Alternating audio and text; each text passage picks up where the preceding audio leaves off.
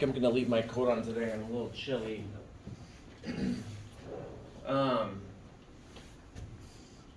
like I said, I don't know why this is flicking. It seemed to stop at some point last time, so sorry if that's a little annoying. So today, solar energy and the seasons.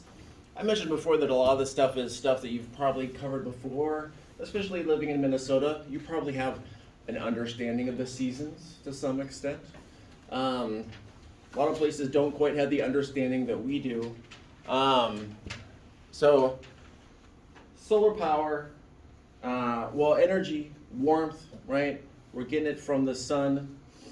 Things we're going to cover today, like I said, we're going to talk about sun's already energy, seasons. We'll talk a little bit about solar energy.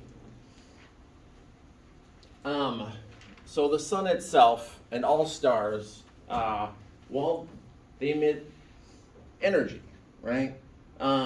You have the equivalent of, well, many thermonuclear bombs going constantly, right? And it's the crushing power and gravity of the sun is fusing hydrogen cells. And so that's part of that energy, right? Now, the Earth warms up, and different areas of the Earth, they have different things that they're made out of, right? And often this can affect the temperature. So let's take, for example, albedo, the albedo effect. What that means is there's plenty of things on the Earth's surface that reflect the sunlight a lot. One of the main ones being ice and snow, right? The lighter color something is, the more of the sun it's just reflecting. The darker it is, the more it's absorbing. And so that's why it's kind of one of the world's ironies that urban developments that we're making, in general, tend to have dark colors to them. Just think of pavement alone, right? If you took all of the roads in America and smushed them all together, they would be larger than the state of Wisconsin, right? So we've paved over with usually a dark material, a large percentage of our surface, and that's not including residences and all kinds of things that are absorbing of that heat, right? And worldwide, this is becoming even more of a problem. Like, it depends on where you travel. So, for example, if you travel to Europe, they usually don't have overheating problem. So the urban spaces have not really been designed to kind of like cool off. So if you go there in summer and they're having one of their many heat waves that they've been having for quite a few years now, the places aren't made to cool off. So like you won't be cool enough. You know, they don't have very effective air conditioning. The buildings themselves, they're all designed to retain heat because that's what they're used to, right? Used to being cooler, want to retain heat. Much of the urbanization that's happening in the world right now is, of course, in places that tend to be hotter already. So this is a map of, I believe this is Tucson, Arizona. When we're talking about urban heat island and albedo, right, I was talking about the roads. Well, you could just, this is a great map because you could just see exactly the temperature range of the roads, right? Now, these are mountains, which, and this is kind of like a little bit of natural terrain, slightly. That's just because, well, if any of you have ever been out to any city that's near mountains, it tends to get a bit sparse as you get up toward the mountains because it's just not easy place to build, right? So this is an example of, like I said, urban heat island. Cities tend to be quite a bit warmer. I lived in Arizona for a year in high school. And when I lived there, it was kind of interesting because you could go from the outskirts of Phoenix to the center of Phoenix, and it would go up 20 degrees in heat because of the urban heat island effect. All right.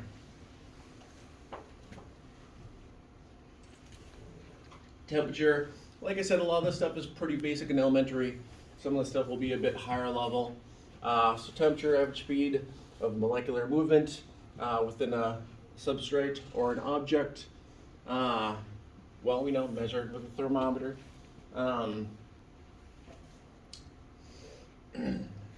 So when we're thinking about the energy coming from the sun, right?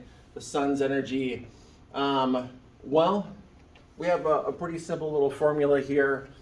I would say keep this in mind that the sun's waves coming in, well, in its natural state, all water, all water would be in a solid state if it were not for the sun, right? There would be no liquid. In liquid water, thus, we don't think about it, but it has stored up heat in it just because it's liquid, right? If it had no stored heat in it, it would be solid again. And there have been times in Earth's history where we were what was called snowball Earth. We'll probably talk about this more in later chapters when we get to ice and stuff. But when the whole Earth was basically frozen solid, a few different times for a few different reasons. I'm not going to make you remember a bunch of formulas for Celsius and Fahrenheit. Just know that, well, they're different. They're different measures. Most of the world has moved over to Celsius. The U.S. likes to stick with Fahrenheit. Just like we just didn't switch to the metric system in general. We don't use liters unless you're buying soda.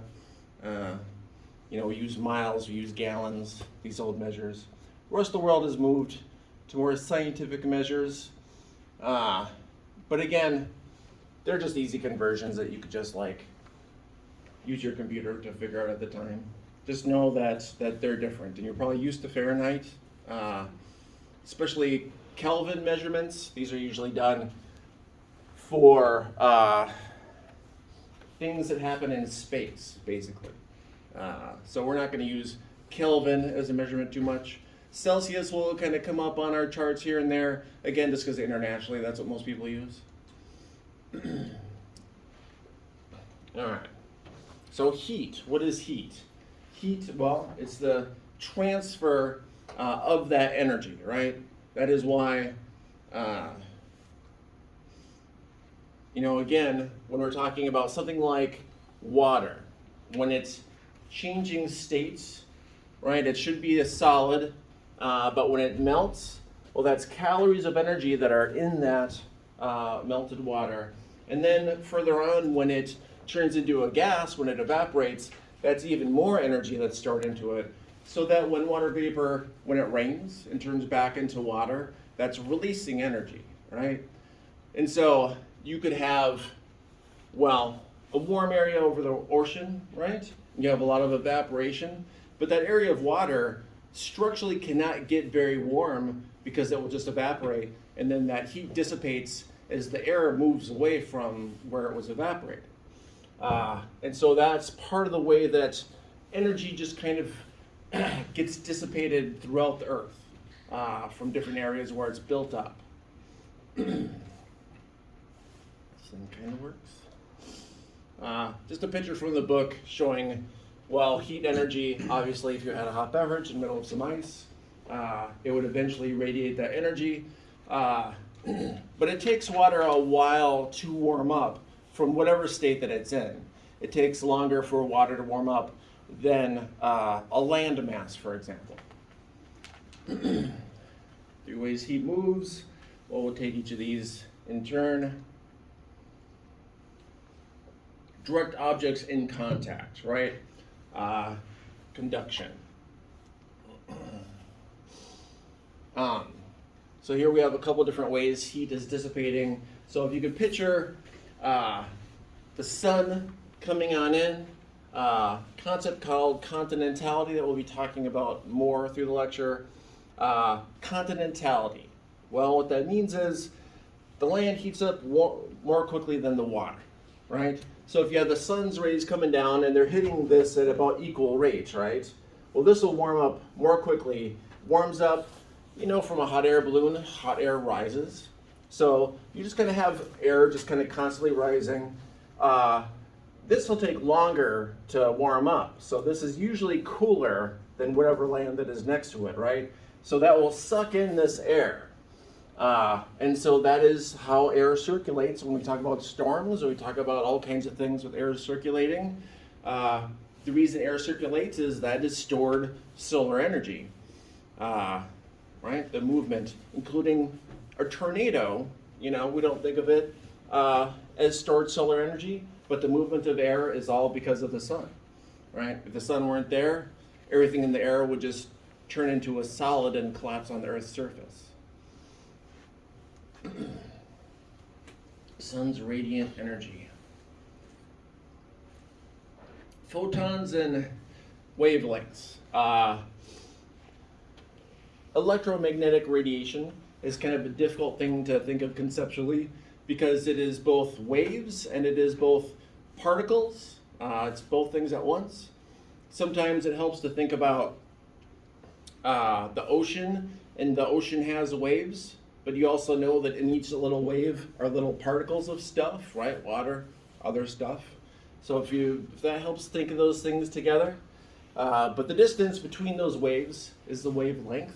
That sounds very logical, right? Longer wavelengths have less energy than shorter wavelengths. Again, you could think about waves at a beach. If you're at a beach and the waves are very short and they're coming in, right? They're hitting you kind of fast. If they are longer, it's more of kind of a less energetic interaction. Yeah. So, energy from the sun and other stars, very, very far away stars.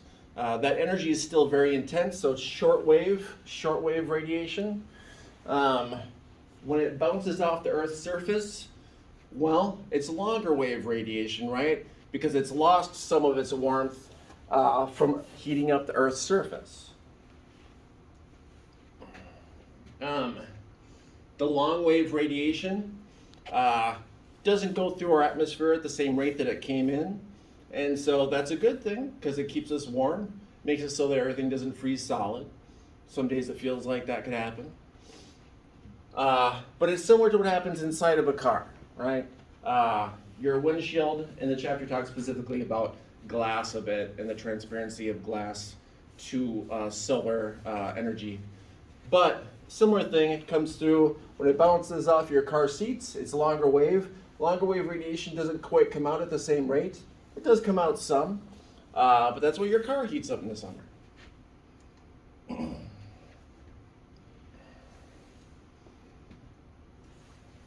Radiation. It feels unusual to talk about the sun as radiation, but that energy coming in, it's radiation, radiant energy.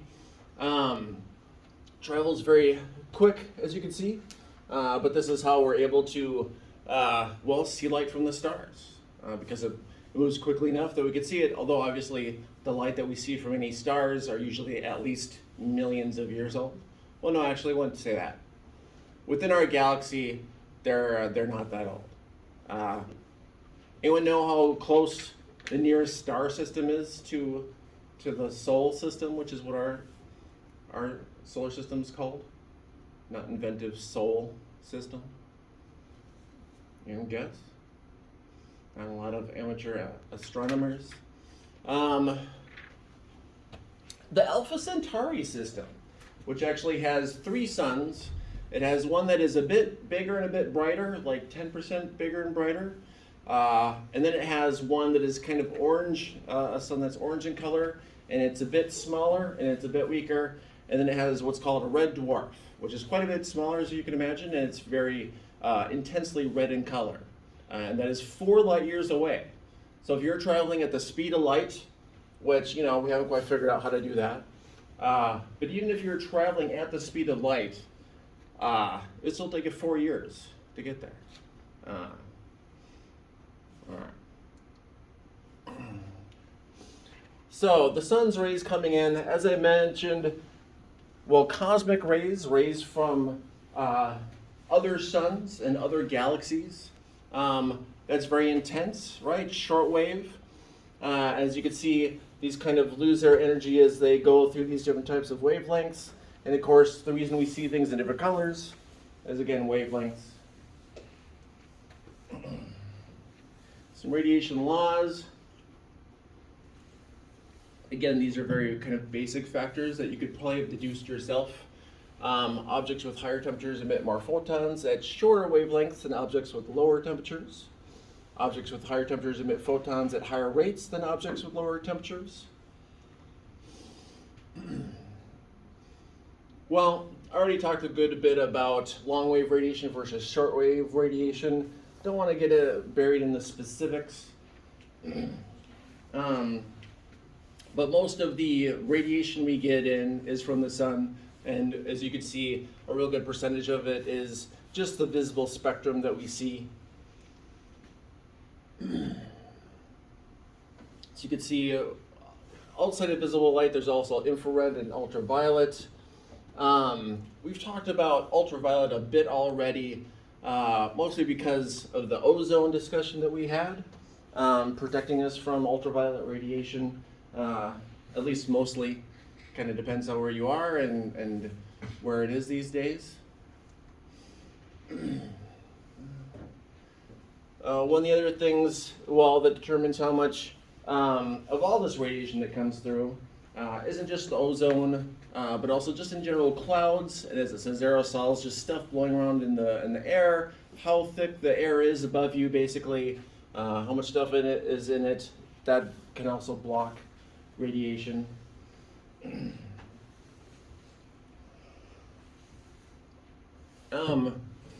It also is a bit confusing to think about, well, that the sun is emitting all these visible light colors, because when we look at it, it's just like white or slightly yellowish, kind of depending on how much of the atmosphere you're seeing through it. But that is because if you take all the colors and put them together, it's white. This is the opposite of paints. Paints put all the colors together, it's black. So just think of it as the opposite of paints. At least that's the way I do. Infrared radiation. And thermal infrared. Scientists are actually trying to figure out if there's ways that we can get solar energy from light out of these different spectrums. It's a bit trickier, although maps that we make using these different types of energy can be very useful. We'll talk about that more as we get more into maps. So you'll see the term insolation a lot in our textbook, insolation. And just remember that's basically short for, well, incoming, solation, solar, and then ation is radiation, right? So whenever it says insolation, that just means incoming solar radiation. That just means the sun's energy, right? Insolation. Amount of intercepted energy is called the total solar irradiance. Transmission of this energy. Again, there's all kinds of different ways that this energy is absorbed and then retransmitted. It can directly warm up the atmosphere to some extent. If you remember last class's chart of the different parts of the atmosphere and different relative amounts of warming and that. Scattering and reflection. Reflection is, again, that albedo effect. So things that are lighter tend to reflect. And so you have an area that it is constantly cloudy, right? It kind of makes sense in your head. Clouds tend to be lighter in color, so that will reflect a bit more of the sunlight than a place that doesn't have as much.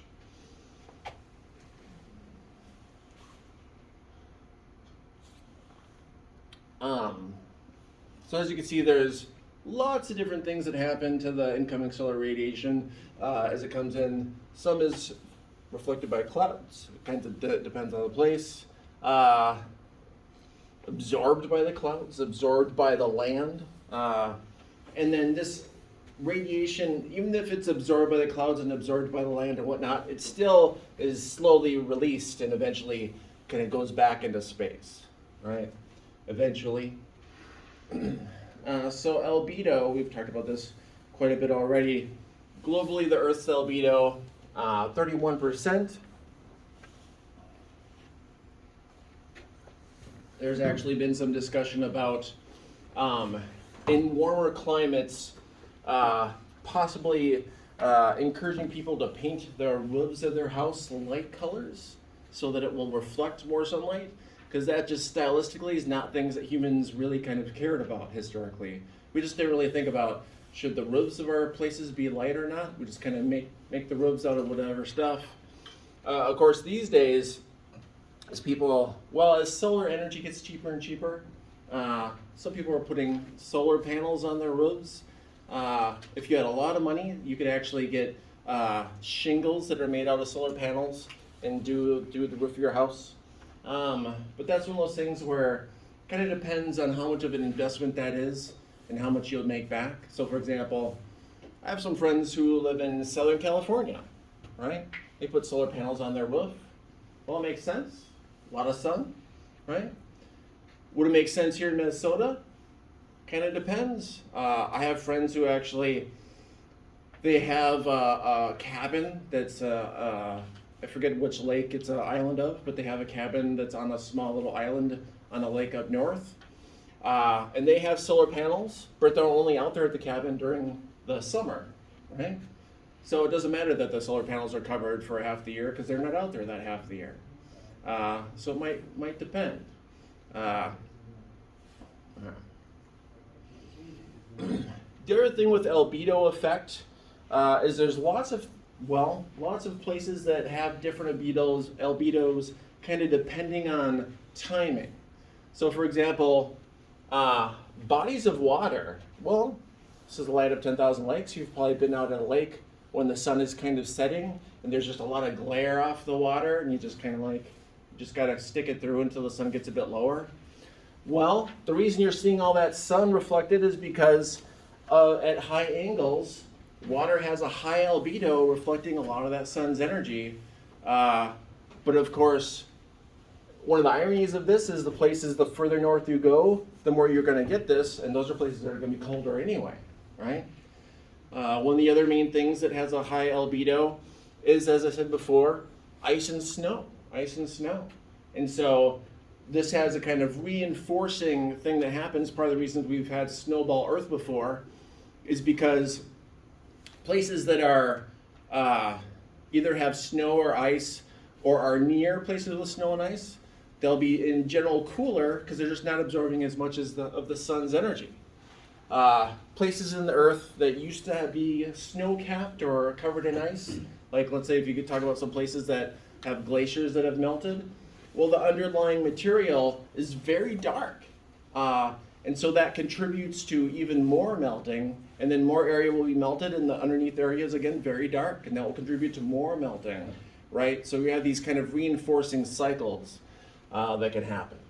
Now, over the, when we're talking about bodies of water, around the equator, the sun's angles are usually more straight down, and that will actually warm up the water more quickly.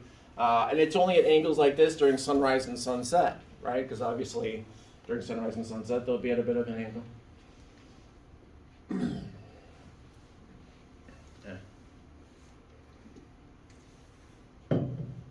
Sunset is also, it's a good time to be able to kind of see some more of the mass of our atmosphere with your eyes. So varying albedos. I kind of talked about this actually already. I should mention, Earth does not emit light, right? We just reflect light. That's part of the reason why, half the Earth is usually dark, right? I already showed you that picture. Picture from the book looking at albedo. As you can see, these are averages. There are some areas where they're kind of doing experiments with kind of lighter colored asphalt. Specifically, when I went to India, they were trying to do a lot of this. India's dealing with some major heat waves. Again, water, depending on the angle, it can have an extremely high albedo or an extremely low albedo, right? Mountains, well, if they're snow-capped, can be extremely high albedo. Even clouds. I don't even talk about the colors of the rainbow. Measuring Earth reflectivity. Well, if you see in this global map of albedo, you can kind of see a little line above the equator. Right above the equator, there's kind of what are called the doldrums, which are just this kind of constant cloud coverage that never really kind of goes away. We'll talk about that more when we talk about chapters that go further into the atmosphere. Oh, there we go. General equilibrium, right? What does this mean? Well, through all this heating and cooling, because basically the universe wants everything to be very cold, right? But it's things that are warm, like suns, that are warming things up. So Earth's average temperature overall, 59 degrees, does not seem super warm, but again, it's warm enough for life to happen.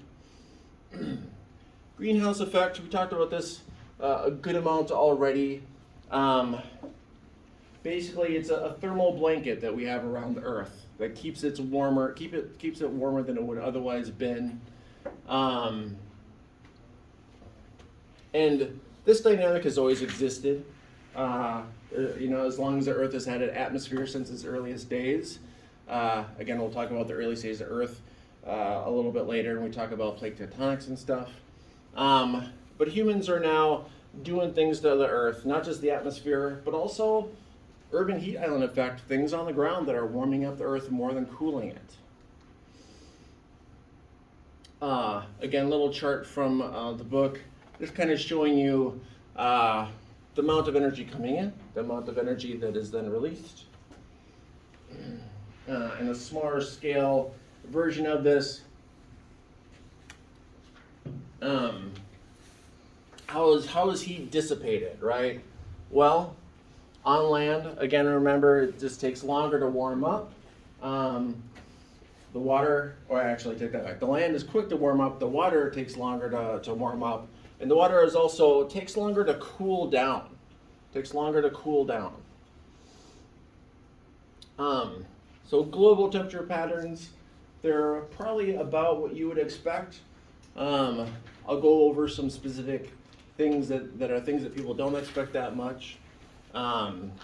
So in general, we all live in places that either have a heat surplus or a heat deficit, right? Or a heat deficit. So in January, as you can see, temperature maps.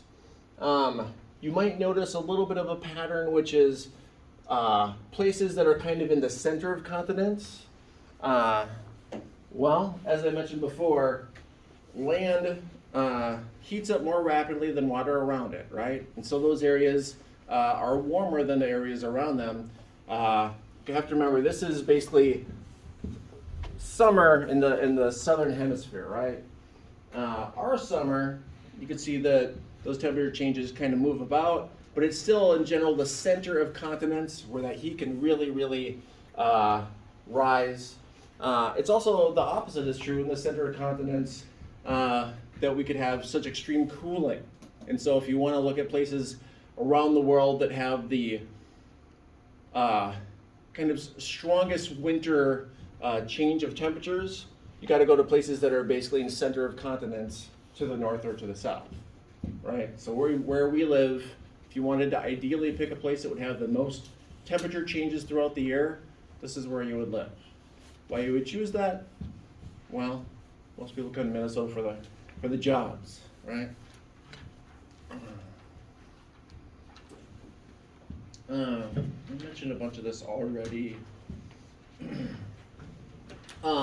Heat coming in, well, as you can see, there's a lot of atmospheric flow. There's also ocean currents.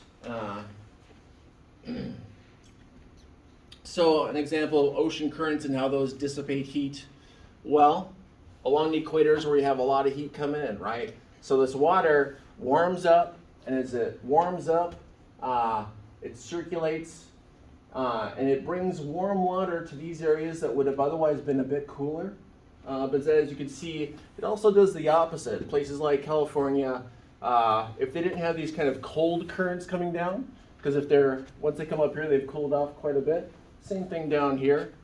And then one of the biggest examples of places that are warmer than they would otherwise be due to ocean currents, Europe. When you look at the same place of Europe and you trace it across to weather similarities in North America, you would see that along the same line within North America, it's much cooler. What actually isn't on this map is, well, this is warm water that is moving up, warms up this area. Some of the current comes back here and actually cools off this area more than it would have otherwise been. And most of the warm effect of this circulation benefits Europe more than it benefits up here that is all just quite cold.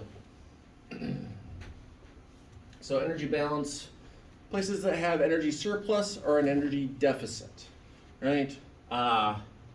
These kind of come together at 37 degrees. So you can see that's below Florida. So any place above that has an energy deficit. What does that mean?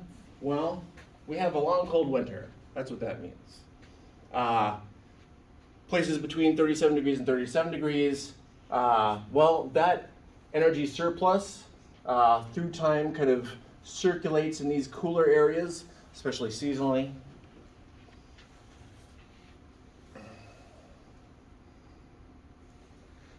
Again, like I said, a lot of this information is pretty elementary. Hopefully you know that the Earth spins on its axis. I would say people still in college often kind of get this wrong as far as when the Earth is closest to the sun and furthest away. Because it's easy for people to just kind of think to themselves, oh, in our summer, it must be closer to the sun because it's warmer. But it's like, no. We are actually further away from the sun during our summer, during the northern hemisphere summer. It's all about how much tilt there is on our axis. And that's what seasons happen. I think I got a tilt of the axis. It wasn't the picture I was thinking it was going to be. There we go. So, as you can see, this is tilted toward when would be the summer in the northern hemisphere, right? So the sun's rays coming in, and as you can see, this is the kind of the same unit of measurement of sun's rays, right? So the same amount of energy. So where it hits the Earth, depending on the tilt, time of year, straight on, you're going to have the most heat and the most energy, right? Now, if you look at this one, the same amount of energy, but look at how much more land it's spread over, right, compared to this. So that same amount of energy is spread over a much larger area. That's part of the reason why the poles, even though we have tilt, it's not that much, and it makes the poles a bit warmer than they would rather be during certain seasons, but not that much warmer. Let's see. Astronomical unit, AU. This is usually only talked about when we talk about other planets and stuff. An AU being distance from the Earth to the Sun. So usually when we're looking at trying to predict what the weather is like in different solar systems around our galaxy and around the universe, we usually look at how many AUs the planets are from their sun, because we hypothesize that for other planets to have life, they should be a distance from their sun that water can be all three states of matter, because that's how energy moves around within, as far as the scenarios that humans know, right? And again, reminder, we're closer to the sun in our winter, right? I repeat this because it's a quiz question that students still get wrong. Again, it's all because of the tilt, right? tilting at 23.5 degrees. And not all planets do. Not all planets do. Venus has just like a couple degrees tilt. Mars has a similar tilt to us. Mercury doesn't. I believe the gas giants have like 10% tilt, something like that. It depends. One of the gas giants, I don't remember which, is completely tilted on the side. So you could have time of year that a pole is just facing the sun all day, all night, and then it goes around the other pole. So there's different things that happen. Subsolar point, single point in which the sun's rays are perpendicular to Earth's surface or at near noon. That would never be in Minnesota. Never be in Minnesota, right? Circle of illumination. Again, that's another one of those great terms that just sounds like what it is. The site of the Earth that is illuminated. Circle of illumination, right? And just another image looking at axial tilt. Again, the reason we have our seasons, axial tilt. This is a better illustration of when we're talking about subsolar point. If you are standing somewhere where the shadow is directly below you, but again, even in our summer, we won't have that here in Minnesota. You'll still have some amount of shadow behind you. You can see in these examples, basically, in this example where the sun is coming, you have the right when the sun is coming over the equator, but the further north you go, the longer your shadow is.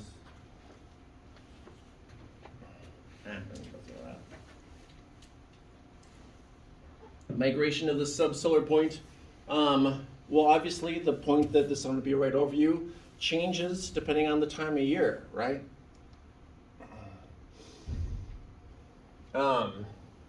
As I mentioned, there are some planets that don't have much of a tilt.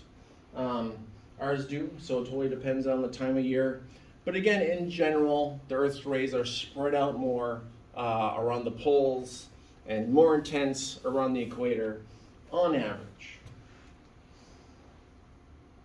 Seasonal markers.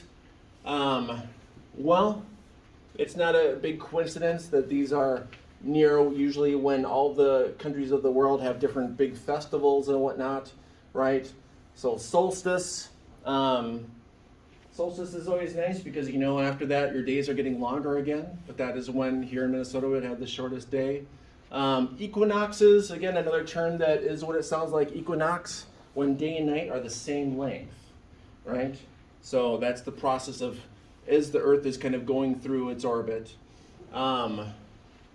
Solstices are those, again, extremes of either extreme day length is the longest or day length is the shortest. As opposed to the equinox, them being equal. Oh, actually, I just said all this stuff. I'm not going to throw that again. We talked about it really wants to extend these things. Oh, I would say this. Let me back up. The Antarctic Circle. People often kind of wonder why that measurement exists. Basically, the Antarctic Circle, well, as you can see, this is solar. The southern hemisphere is having their summer, right? And so the Antarctic Circle, well, as you can see, it's completely within the illuminated side, right? And this is completely not within the illuminated side. So that's one of the reasons why, if any of you have traveled to these extremes, your day length can be quite long or quite short, right?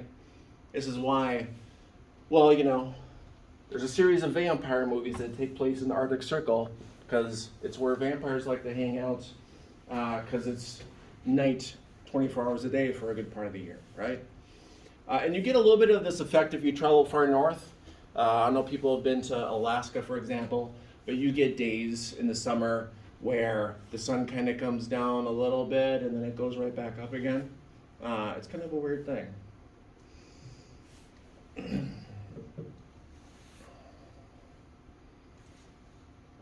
just said this stuff.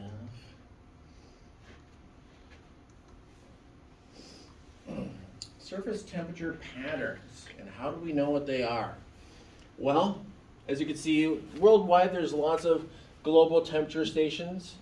In general, these tend to be places that have a little bit more money, not necessarily just places that they need to monitor the weather a lot. But part of the reason there's actually a lot here is because of the monsoon effect. Places in India try to really monitor the weather to predict, because there are areas that can go without rain for half the year. And so you're really monitoring when that rain's going to come, how much rain there's going to be. You really got to plan out for your future, right?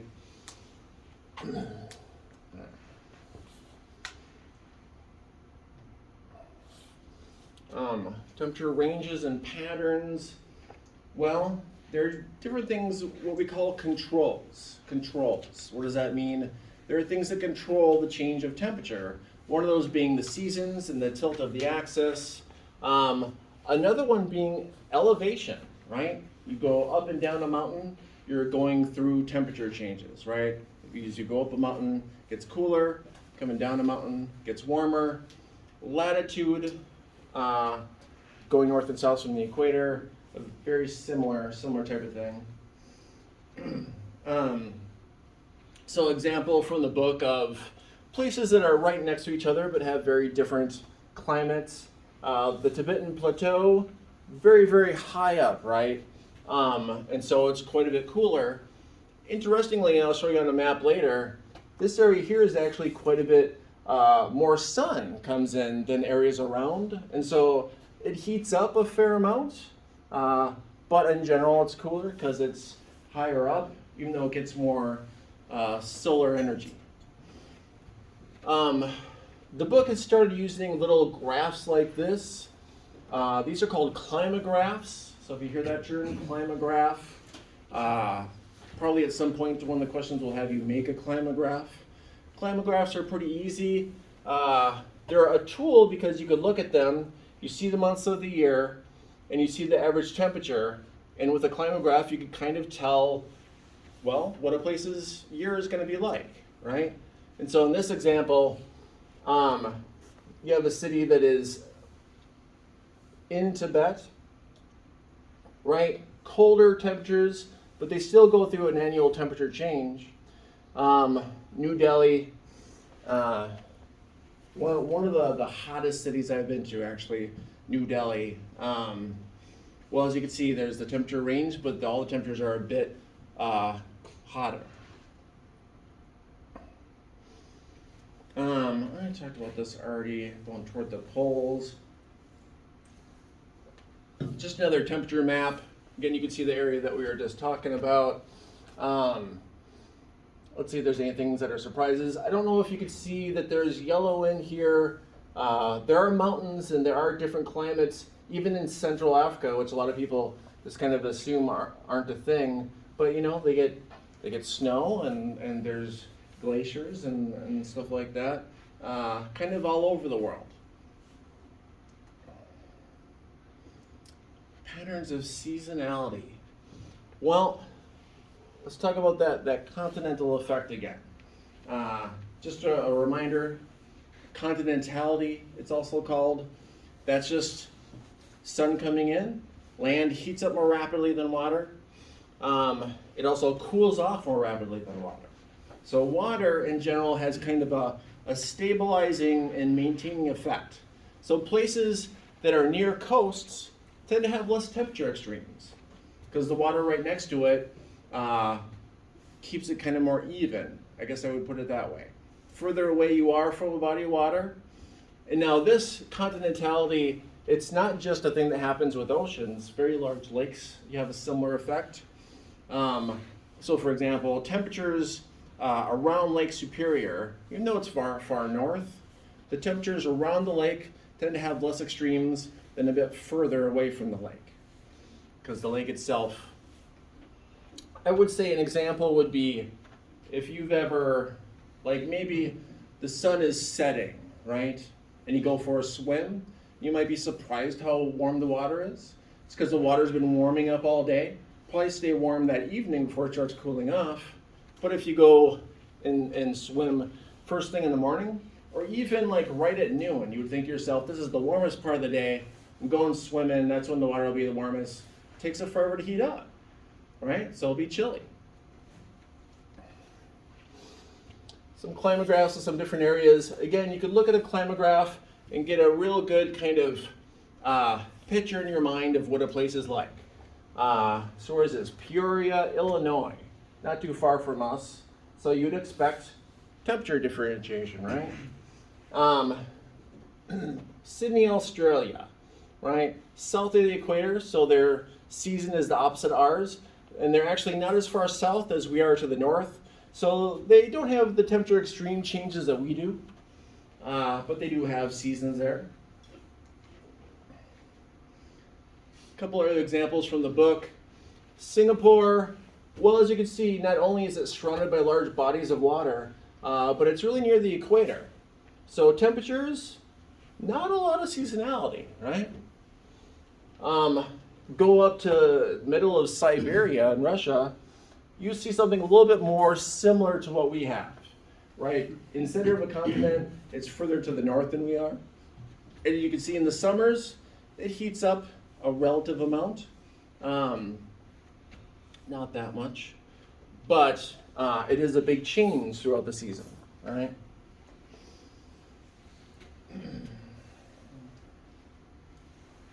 Well, I'm not going to take you through every single climograph this chapter has. In general, things by the equator are flatter when it comes to temperature changes. Things further to the north and south will have more of a season, right? If you look at a place like Dublin, well, it has lots of water that are surrounding it. So even though it's a good amount north, the temperature changes are not that extreme. Let's take 2 clicks every time. Continental effect, again, continentality. We'll go through each of these things here.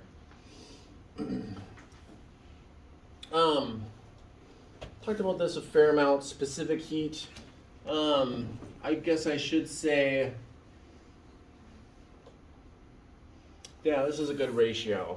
Takes 1/5 the energy to heat land than to heat water, right?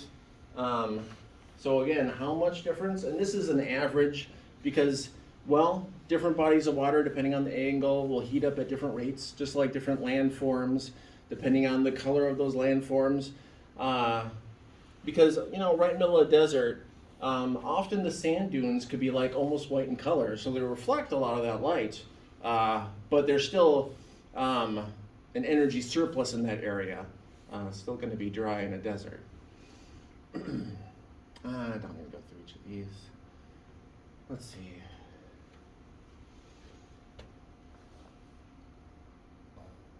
Yeah, this is good to point out. So the whole warming up and cooling off, as a general rule, in summer, continents become warmer than water. In winter, continents become colder than water. That's because liquid water, for it to be liquid, it has to be a certain temperature, right? Otherwise, it would just change forms. Areas of the ocean will never be hotter than the degree at which they evaporate because that just evaporates and goes away, right? Cooling mechanism.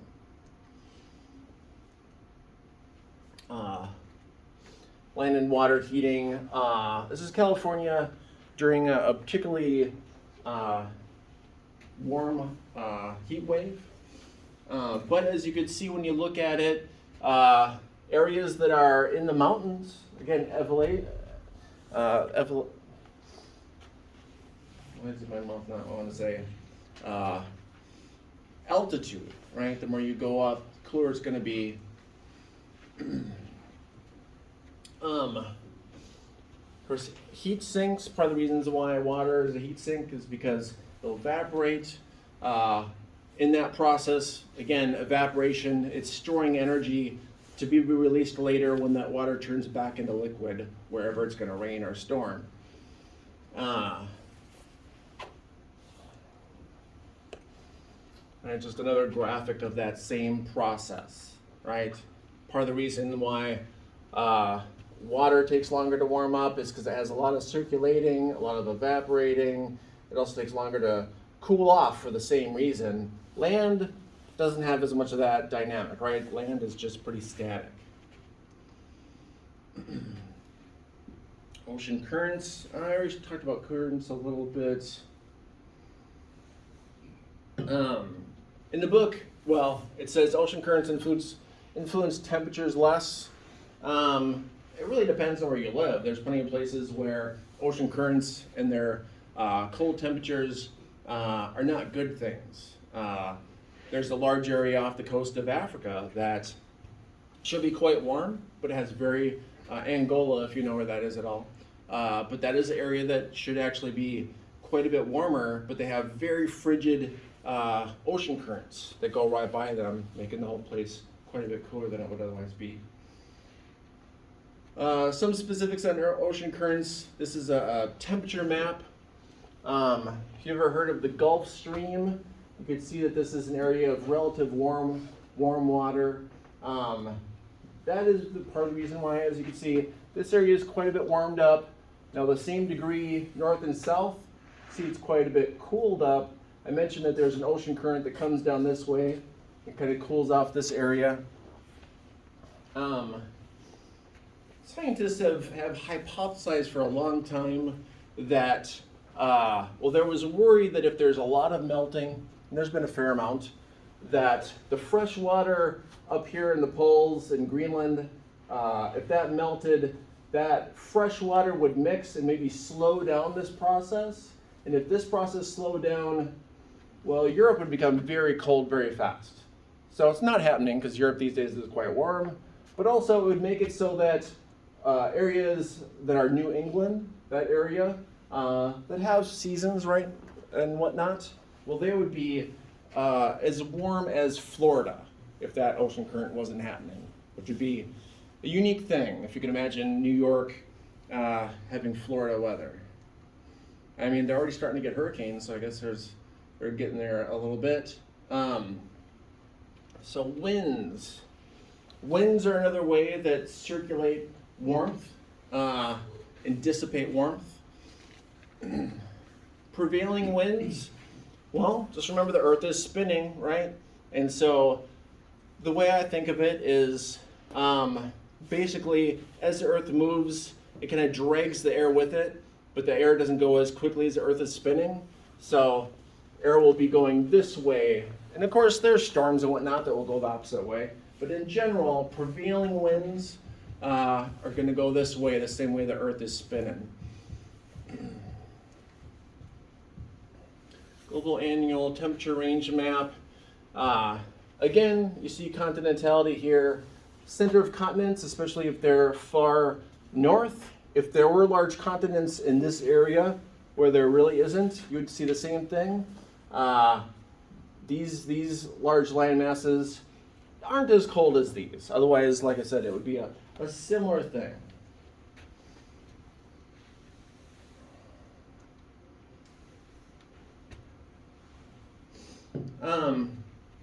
So this chapter also talks about solar energy, what makes sense because it's talking about energy from the sun. Well, there was a study done in 2005. Solar energy, solar power has actually made a lot of improvements since 2005. It's much more efficient. But this study that was done in 2005 by Germany was very influential because, well, Germany is putting a lot of solar panels up in Germany.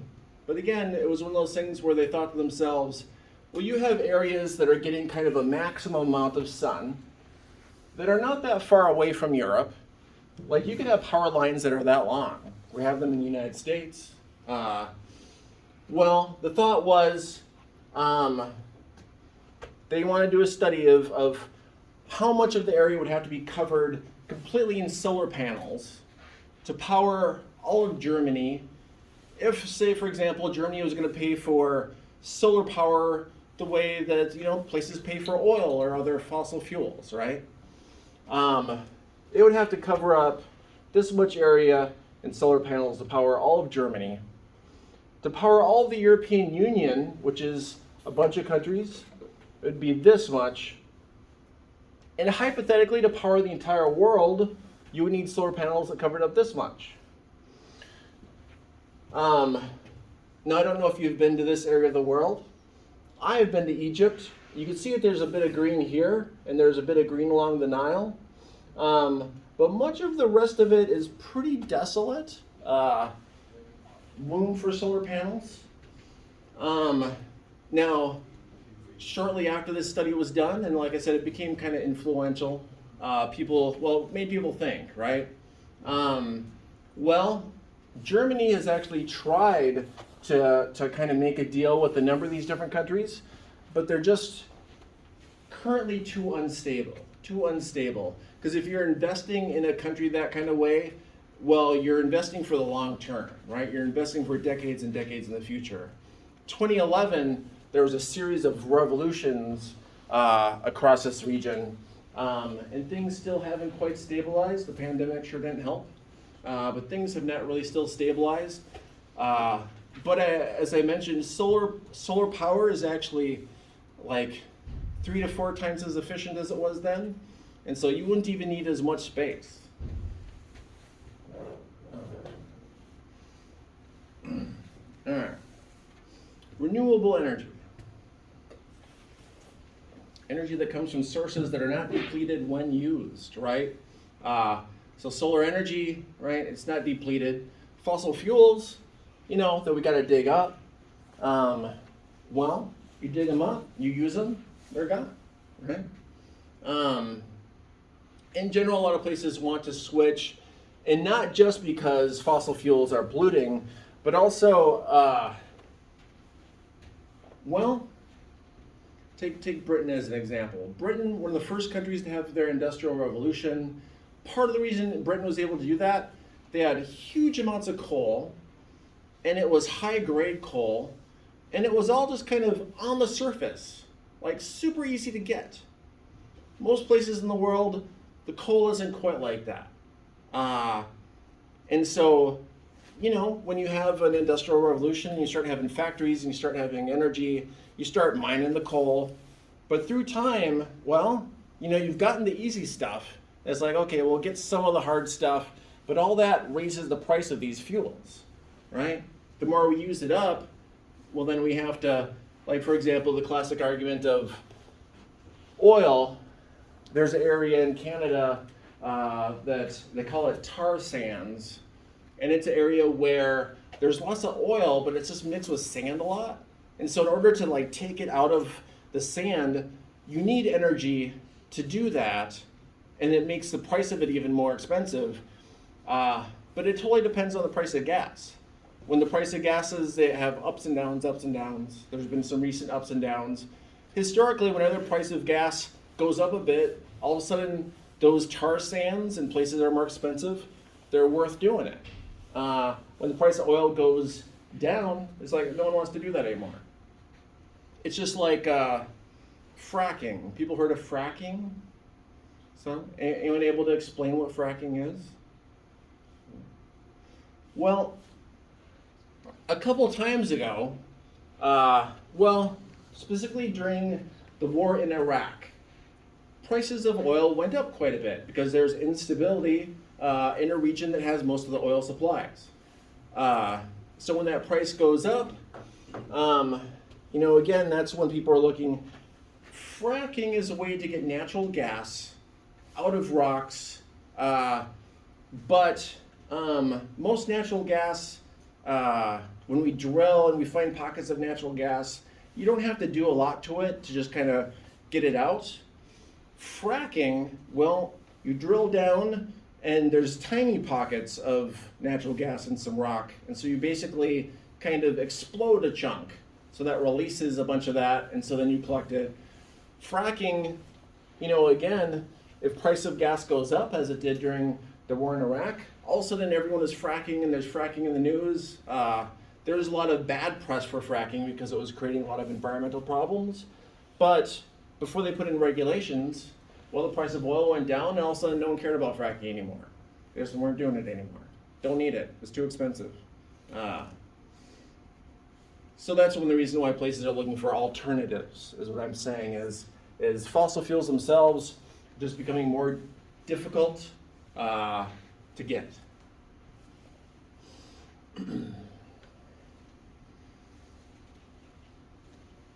So global energy requirement, if it was, global, I guess that speaks for itself. 15 terawatts of power. 15 terawatts of power. I think the next slide might have how many terawatts are coming into the Earth. Maybe not. I'm going to go until I see it. So this is how much capacity theoretical that we could have, right? So many times more. All right, I'm going to back up through all these and explain what all these were. So many times more what we need. Well, that map showing parts of Africa was a good example of that. All right, so harnessing sunlight. How do we do it? Why are there different types? Well, most electricity that we have, I don't know if people know how your electricity is generated. Let's say that you have hydroelectric power. What does that mean? Well, you have a dam and running water. That running water is mechanical energy, and it can move a wheel, can move lots of wheels, right?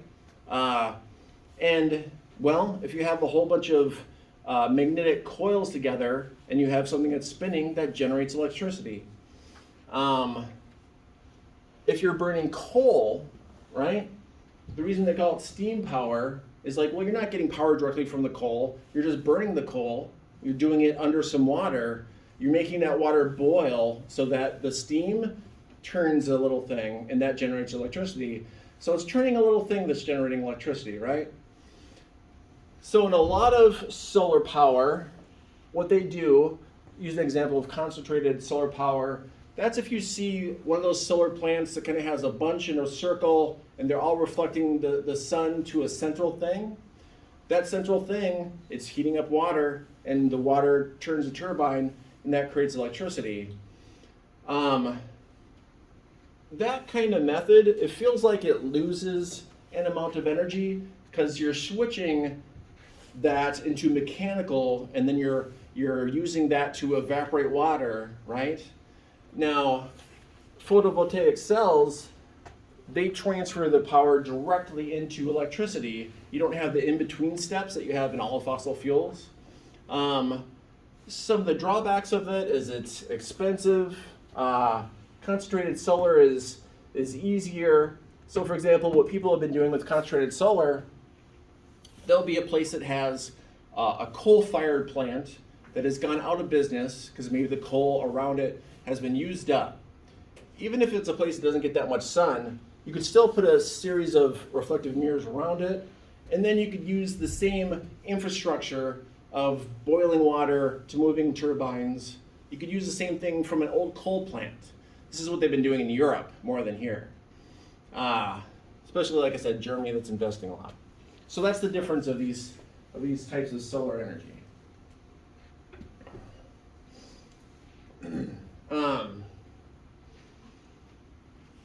The other thing I would say is, I'm curious, no studies have really been done, but I think that these solar arrays might kind of change the albedo locally. It'd be interesting if they did a study looking at it. This is a solar park in China. China, when they started getting all the bad press for having bad air, it was just like international news headlines for years. They decided to really make some differences. So you can see the capacity that China has for solar. They've really wanted to clean up. And I will fully admit their air quality was pretty bad. Well, that's confusing. Just notice this chart is from the book. Italy and Italy. Somebody mistyped up their graph. One of the main things I want to point out from this, though, so this 2016, this is all using data from 2016, but you'll see they have years ahead of 2016. Well, so let's go from when they did the study. You can see solar power and how much it costs is decreasing through time. The advancement and productivity of solar power, it's similar to the increasing potential of computer chips.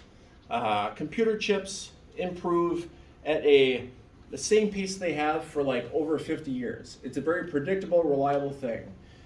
Computer chips double in processing power every year and a half, right? Very stable. It's also something that you can easily predict. So you can predict next year's computers, in a year and a half, should be twice as much processing power for half the price, right?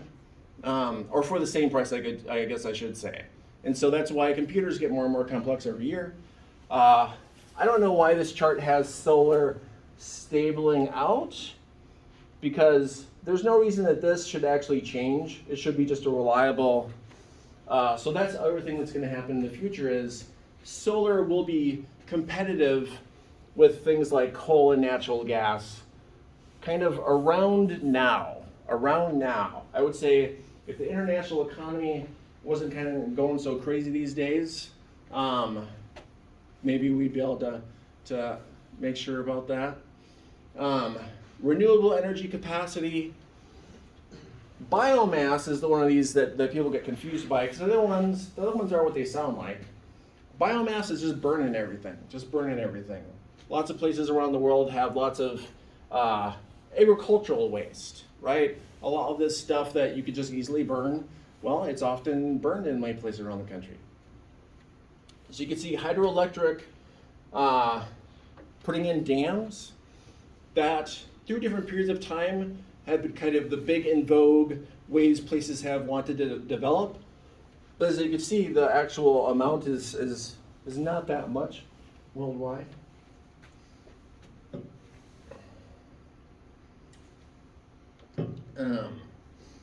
So let's see.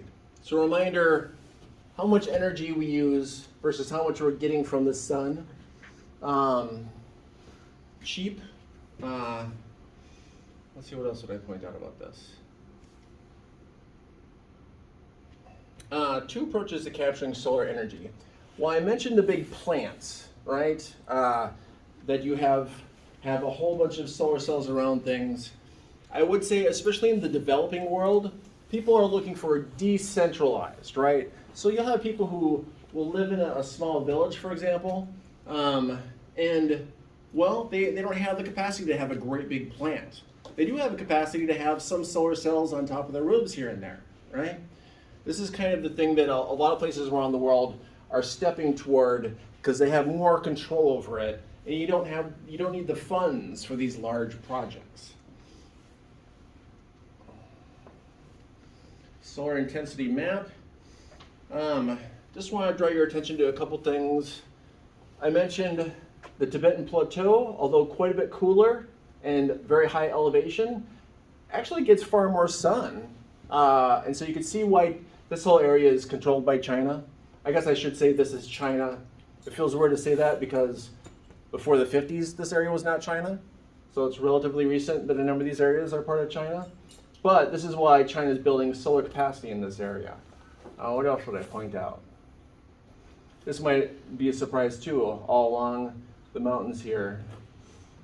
In the US, well, again, you can see why California is kind of building, Arizona, Nevada, New Mexico, even Texas is building a lot of solar capacity, well, because they get a bit more sun.